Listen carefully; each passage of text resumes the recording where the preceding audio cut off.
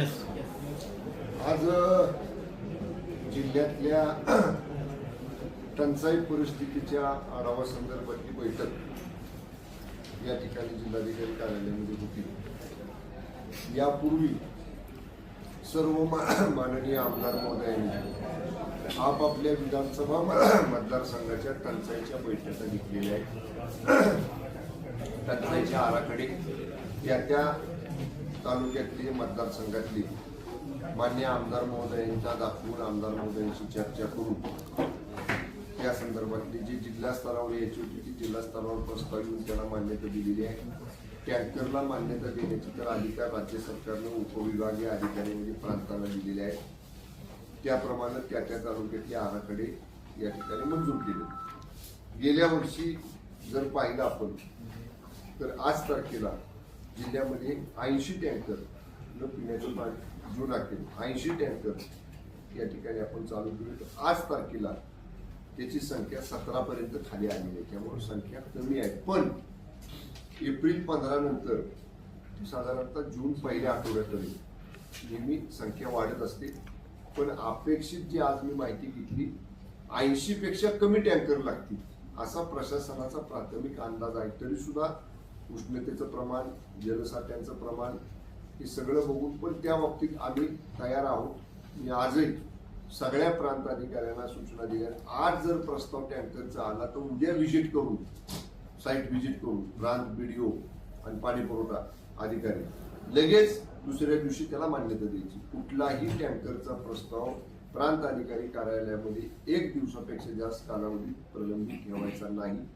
Number 2, जिथं जिथं winger विहिरी ताबडतोब मारून हवे आहेत ते अधिकार सरकारनं आता त्या ग्रामपंचायतीला दिले, त्याचा निधी सरकार ग्रामपंचायतीला देते। त्याच्या बाबतीत सुद्धा जिल्हा परिषदच्या पाणी पुरवठा विभागाला सक्त सूचना दिलेल्या आहेत की जिथं जिथं विंधन विहीर मारून हवी आहे ते विंधन विहिरी तात्काळ त्या ठिकाणी मंजूर करून द्याव्यात। विंधन विहिरींची दुरुस्ती म्हणजे जिथं पूर्वी आपण बोर मारलेले आहेत पण त्या खराब आहेत, चालत नाहीत, आपल्याकडे यांत्रिकी विभाग आपला स्वतंत्र जिल्हा परिषदेचा आहे, यांत्रिकी विभागाला त्यांची यंत्रणा आहे। अधिक जर जास्त मागणी आली तर आउटसोर्सिंग करून दुसऱ्या बाहेरच्या एजन्सीकडून सुद्धा आपण त्या विंधन विहिरी या ठिकाणी दुरुस्त करून घेतलेलं आहे। अशा पद्धतीनं पिण्याचं पाणी या बाबतीतलं नियोजन आजच्या बैठकीमध्ये आपण पूर्ण केलेलं आहे। धरणातला पाण्याचा साठा हा जवळजवळ गेल्या वर्षी इतकाच या ठिकाणी आहे, काही ठिकाणी तो कमी आहे। पण धरणातल्या पाण्याचं नियोजन हे फर्स्ट प्रायोरिटी पिण्याचं पाणी, त्याच्यानंतर शेतीचं पाणी अशासारखा जो प्राधान्यक्रम ठरवलेला आहे तशा पद्धतीनं तो प्राधान्यक्रम सक्त पाळायच्या सूचना सर्व अधीक्षक अभियंता, कार्यकारी अभियंता ज्यांच्याकडे मेजर प्रोजेक्ट आहेत, ज्यांच्याकडे मायनर प्रोजेक्ट आहेत त्या सगळ्या अधिकाऱ्यांना या ठिकाणी दिलेले आहेत। आणि कुठल्याही परिस्थितीमध्ये धरणातलं पाणी प्राधान्यानं अगदीच ज्यादा आवश्यकता वाटली तर प्यायसाठी वापरता आलं पाहिजे म्हणून प्राधान्यानं त्यासाठी जो काही कोटा राखीव ठेवलेला आहे तो राखीव ठेवण्याच्या सुद्धा सूचना आजच्या बैठकीमध्ये आपण जलसंपदा विभागाला या ठिकाणी दिलेला आहे। टंचाईच्या कामासाठी लागणारा निधी हा याची पुरेशी व्यवस्था किंवा पुरेशी तरतूद जिल्हा प्रशासनाकडे आहे।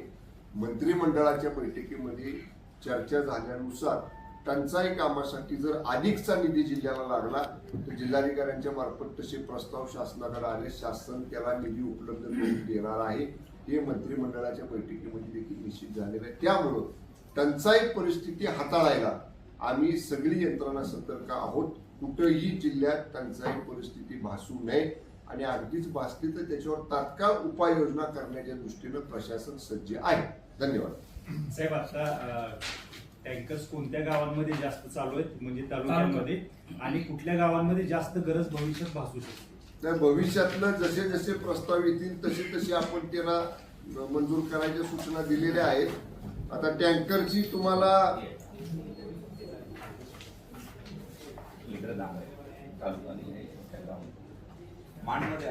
मान म्हणजे कलेक्टर साहेब सांगता का वापरले? आता सध्या आपल्या जिल्ह्यामध्ये एकूण 17 गावामध्ये टँकर चालू आहे, त्याच्यावरचे वाडे आहेत, 17 टँकर आहेत। गावांची नावं सांगतो मी. माण तालुक्यामध्ये बिजवडी, पाचवड, पांगरी, अनगुलेवाडी, थदाळे, मोही ही शिंगणापूरमधले आहेत. मसवडमध्ये संभूखेड आहे, मारडी आहे, चिरवली आहे, उकिरडे, कोळेवाडी, महिमानगड, परकंदी ही मानमधली गावं आहेत.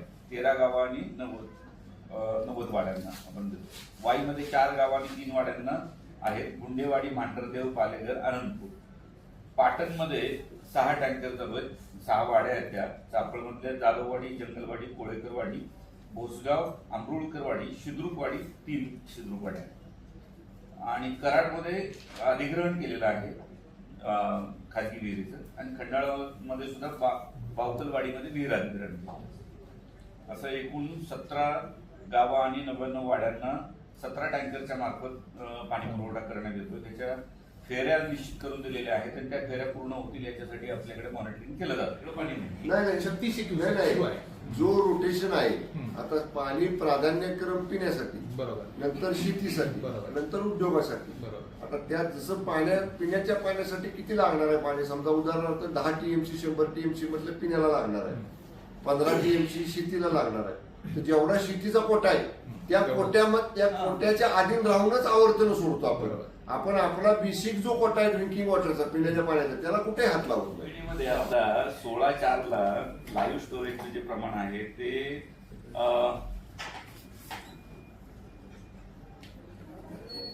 37.51% आहे आणि TMC मध्ये 37.51 TMC. दोंबलगोडीमध्ये 3 TMC आहे, दोममध्ये 4.55 TMC आहे, कन्हेरमध्ये 5.32 TMC आहे, उरमोडीमध्ये 4.89 TMC आहे, कारळीमध्ये 1.5 TMC आहे, कोयनेमध्ये 37.51. असं मेजर 6 डॅम जे आहेत आपल्याकडे त्याच्यामध्ये 55.57 TMC पाणी आहे. आणि त्याचं पर्सेंटेज जर म्हणाल तर आज रोजी जवळपास 40%, 39.26%. लाईव्ह बाबतीत सर्वसाधारण लोकांना ज्या काही सूचना द्यायच्या त्या देतच असतो आपण, की उष्णतेच्या काळामध्ये उष्णतेच्या म्हणजे उन्हाच्या प्रमाणामध्ये जास्त बाहेर पडू नये लोकांनी, किंवा काही सुरक्षेच्या उपाययोजना कराव्यात. पण त्या अनुषंगाने इतर ज्या काही सूचना राज्य सरकारकडे येतील त्याप्रमाणे आम्ही त्या खाली पर्क्युलेट करू, त्याप्रमाणे सतर्क राहू सगळे. भागांमध्ये टंचाई चाऱ्याची सुद्धा भासू शकते असे एकंदरीत आहे. अजून तरी मागण्या आलेल्या नाही, पण जर चारा छावण्यांच्या संदर्भामधल्या मागण्या आल्या तर राज्य सरकारच्या स्टँडिंग गाईडलाईन्स आहेत, किती जनावरांच्या मागात किती छावणी कुठं सुरू करायची ती. यापूर्वी आपण मानकाटा तालुक्यामध्ये छावण्या टंचाई काळात जेव्हा जनावरांना टंचाई एकदम तीव्रता भासली, अगदी ती मे एंडला वगैरे येतील, मे मध्ये वगैरे. पण अजून तरी काही तशी मागणी आजच्या पूर्ण आढाव्यामध्ये कुठल्याही प्रांताधिकाऱ्यांनी आमच्या किंवा कुठल्या गट विकास अधिकाऱ्यांनी अशा पद्धतीची मागणी लोकांची आहे असं जाणव म्हणजे नोंदवलेलं नाही. पण तरी सुद्धा तशी मागणी आली तर शासन त्यासाठी म्हणजे जिल्हा प्रशासन त्याच्या बाबतीत सुद्धा विचार करेल. स्थानिक ग्रामस्थांनी विनेर धरणातून पाणी सोडावं अशी मागणी केलेली आहे. काल हा विषय माननीय जलसंपदा मंत्र्यांच्या अखत्यारीमध्ये असणाऱ्या कालवा सल्लागार समितीमध्ये येतो. कुठल्या धरणातलं किती पाणी कुठं सोडायचं यापूर्वी हा अधिकार त्या जिल्ह्याच्या पालकमंत्र्यांकडे कालवा सल्लागार समितीचं अध्यक्षपद होतं. पण आता नवीन जलसंपदा मंत्री महोदयांनी संपूर्ण ठिकाणचं कालवा सल्लागार समितीचा अध्यक्ष स्वतःकडे ठेवलेला आहे.